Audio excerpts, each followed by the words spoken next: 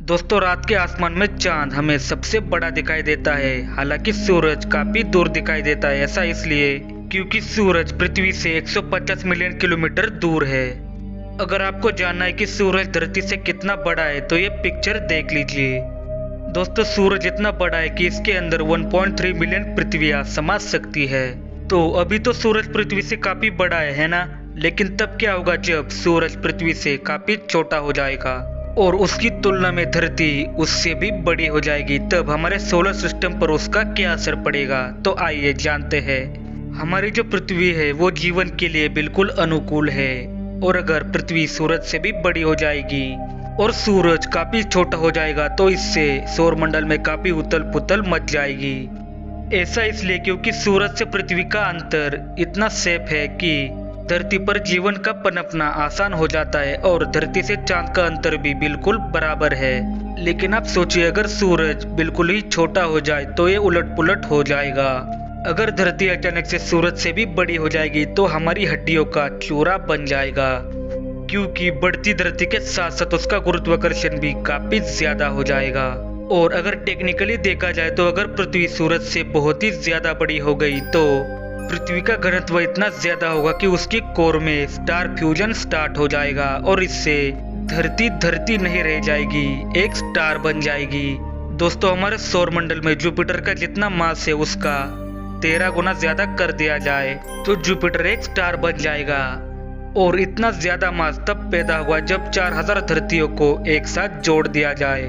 तो अगर धरती का घनत्व इतना ज्यादा हो जाएगा तो वो धरती रहेगी ही नहीं, हमारी धरती एक सूरज जैसा स्टार बन जाएगी। और फिर हमारे सौरमंडल में एक नहीं बल्कि दो सूरज होंगे और हमारे सौरमंडल की कैटेगरी बाइनरी स्टार सिस्टम में बदल जाएगी, यानी कि एक ऐसा सौरमंडल जिसमें दो सूरज है।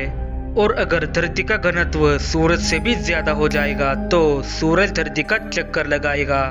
तो ग्रेविटी इस तरह से काम करती है, अगर ज्यादा मास तो ग्रेविटी भी ज्यादा होगी।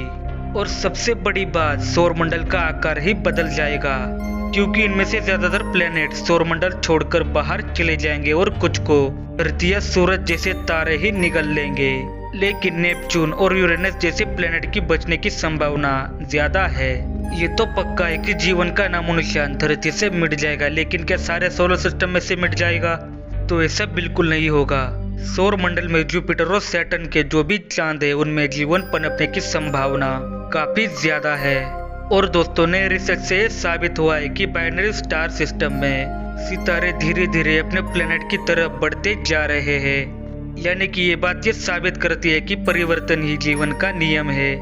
यानी कि हमारे सौरमंडल में धरती के स्टार बनने के बाद भी हमारे सौरमंडल में जीवन पनपने की संभावना काफी ज्यादा है।